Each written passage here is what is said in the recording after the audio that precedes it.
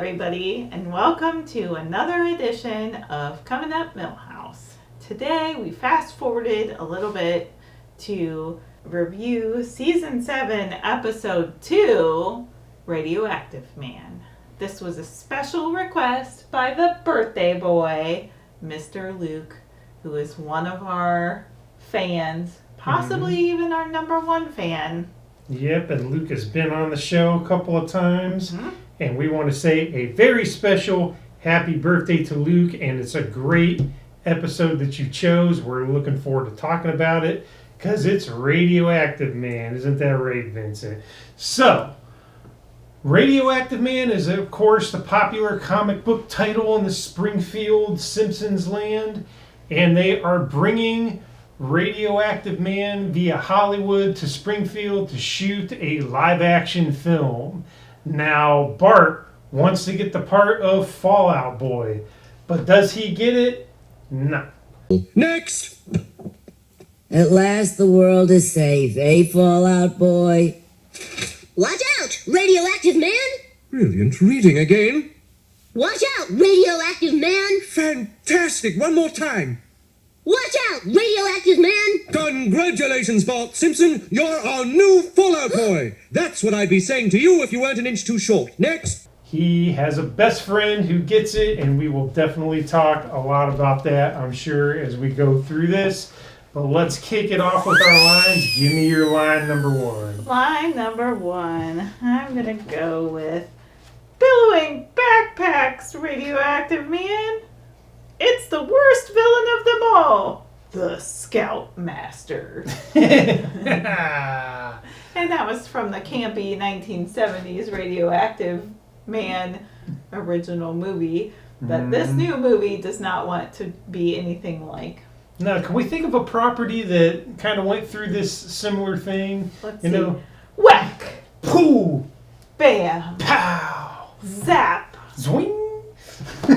Batman and Robin, perhaps? Perhaps, yeah. When they were making the new film versions, they did not want to do the 60s versions, and that's what they're parodying here. I love it. It's good stuff. Absolutely.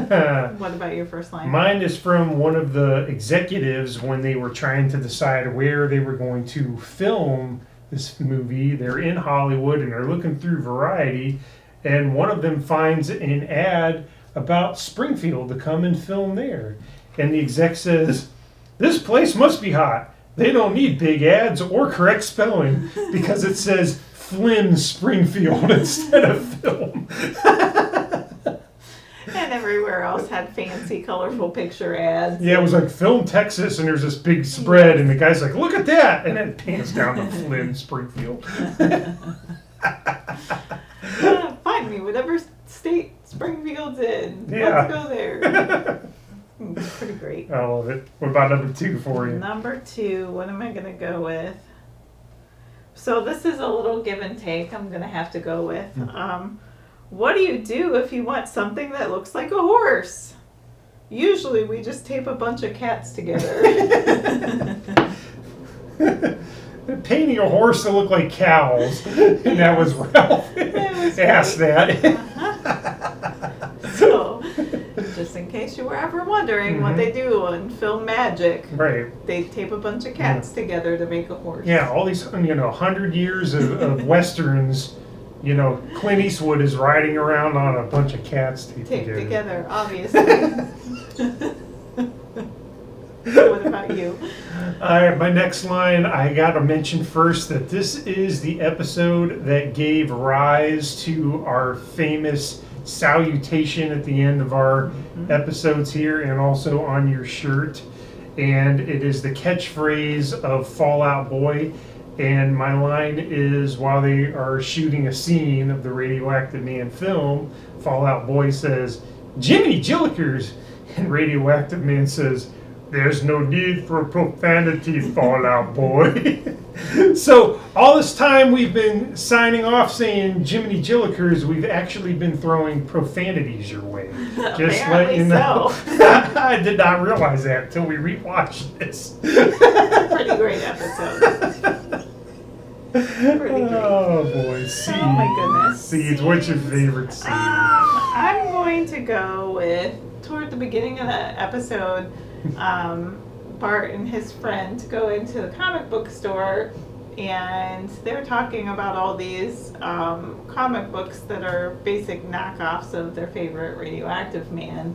And then the comic book guy, with his plumber's crack, says that he's gonna go and find out who's gonna star in the new movie that they're making, and he waddles over. And so this whole scene is my favorite because it's back in the 90s when you and I are used to dial-up internet, and it used to take forever.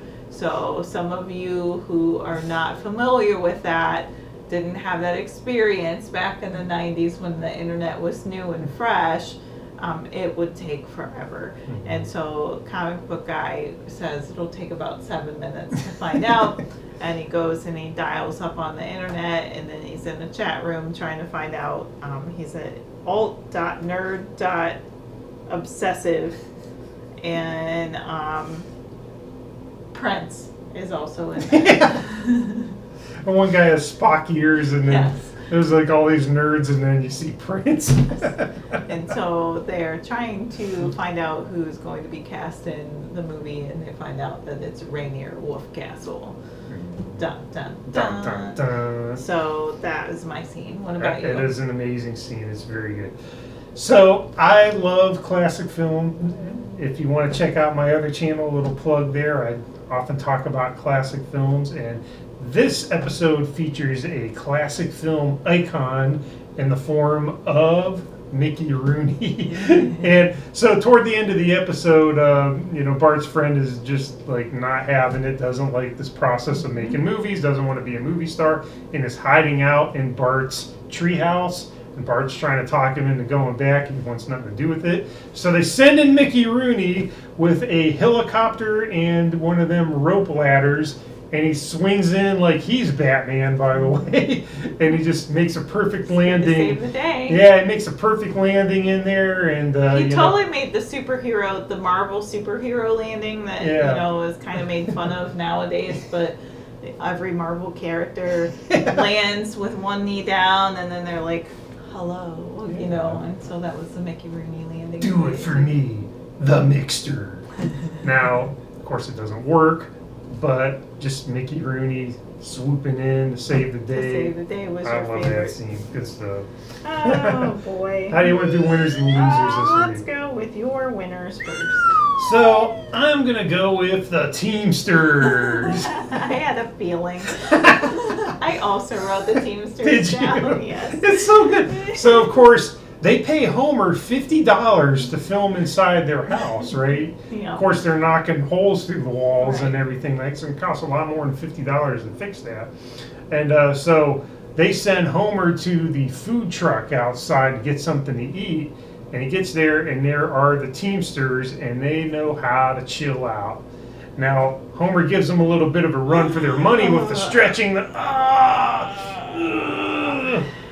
a little bit of competition there, but I think the Teamsters held their own in the relaxation department. Yep. And so they got my vote for winners.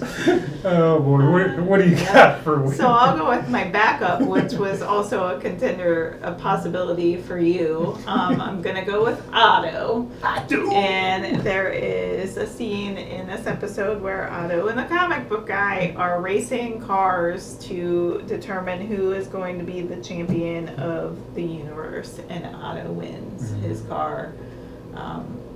Otto actually crashes the bus, but he wins in his mind because he thinks that's cool. Because he thinks it's pretty awesome. So. He's got those electric stock cars. I used to have those as a kid. Those were fun. So in Otto's mind, he won. We don't really know what the rules were of that game. I'm assuming that you don't crash, but a crash is cool. So there you go. I like it. What about your loser?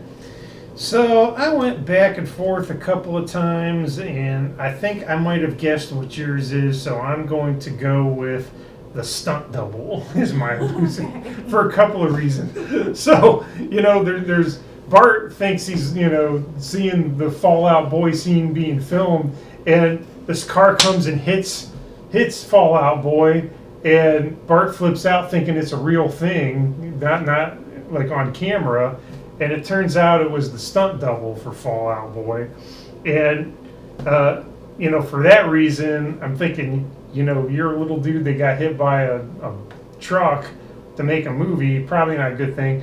But then, toward the end of the episode, Bart thinks he's talking to, his buddy in school. He's like, good to have you back. I'm glad you're back to normal and that sort of thing.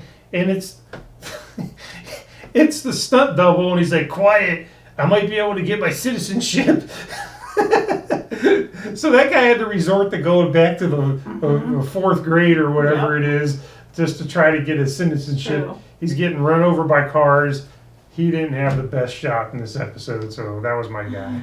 So I'm wondering if you think that you guessed my loser of this episode. Does it have anything to do with Mo? It does. Okay, so I did. I really went with alfalfa. I wrote Mo down originally, but I underlined alfalfa. So Mo was in the original Little Rascals, apparently, as a character named Smelly. And his bit was that he always had to look into a tailpipe, and it was the tailpipe gag. But the first alfalfa shows up in one of the episodes that Mo is in, and he doesn't quite make it through that episode, thanks to good old Mo. And there are reasons why Mo is no longer an actor. Steals Mo's bit. Yep. So you can watch the episode and find out what exactly happens to Alfalfa without any spoilers. I'm sure you can figure it out. And that would be my loser for this episode. My best Aggie!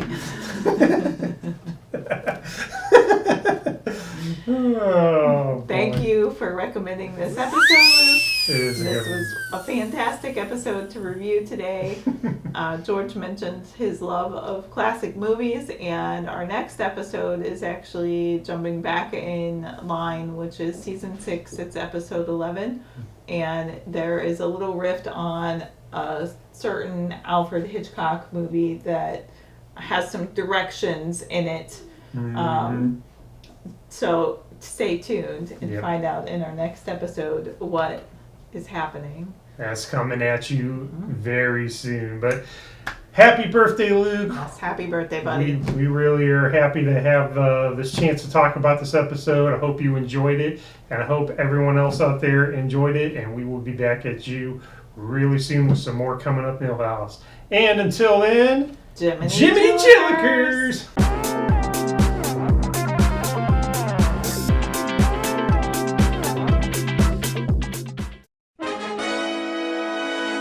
Jiminy Jellikers! Jiminy Jellikers! Jiminy Jellikers! We're shutting down production. Yeah, well, we only have $1,000 left in.